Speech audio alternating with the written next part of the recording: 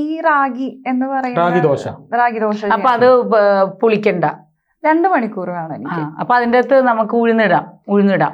ഉഴുന്ന് അലർജി ഉള്ളവരുണ്ടാവാം. ഇപ്പൊ അപ്പം ആണെന്നുണ്ടെങ്കിൽ റാഗി ഇടാം, തേങ്ങ ചിരകിയിടാം, ഈ ചക്കര ഇടാം, ഒരു അല്പം ഈസ്റ്റ് ഇടാം. ഈസ്റ്റ് ഇടണ്ടാത്തവർക്ക് വേറെ ഫെർമെന്റേഷൻ പോലെ ചെറിയ യോഗോട്ടൊക്കെ ഓൾട്ടർനേറ്റീവ്സ് ഉണ്ട്.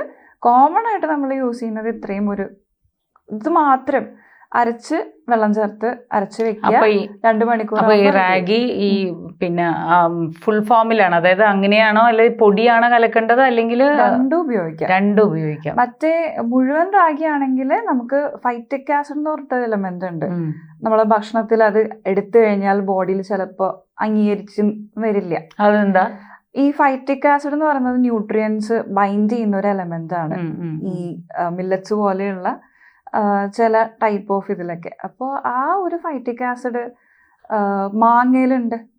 അപ്പൊ ഈ ഏത് തരം എന്ത് അതാണ് ചിലർക്ക് മാങ്ങ കഴിച്ച വയറുവേദന വരുന്നത് അല്ലേ? അപ്പൊ ഈ മാങ്ങയോ മില്ലറ്റോ എന്താണെങ്കിലും ഒന്ന് സോക്ക് ചെയ്ത് കഴിഞ്ഞാൽ, വെള്ളത്തിൽ സോക്ക് ചെയ്ത് കഴിയുമ്പോ അതിന്റെ ഫൈറ്റിക് ആസിഡ് സെപ്പറേറ്റ് ആവും. അപ്പൊ ഈസി ആയിട്ട് ബോഡിക്ക് അബ്സോർബ് ചെയ്യാൻ പറ്റും. അപ്പോൾ ഈ റാഗി അങ്ങനെ മുഴുവൻ റാഗി ആയിട്ട് എടുക്കുമ്പോൾ നമ്മൾ കുതിർത്ത് വെച്ച ശേഷം ആണ് അരയ്ക്കാൻ എടുക്കുക.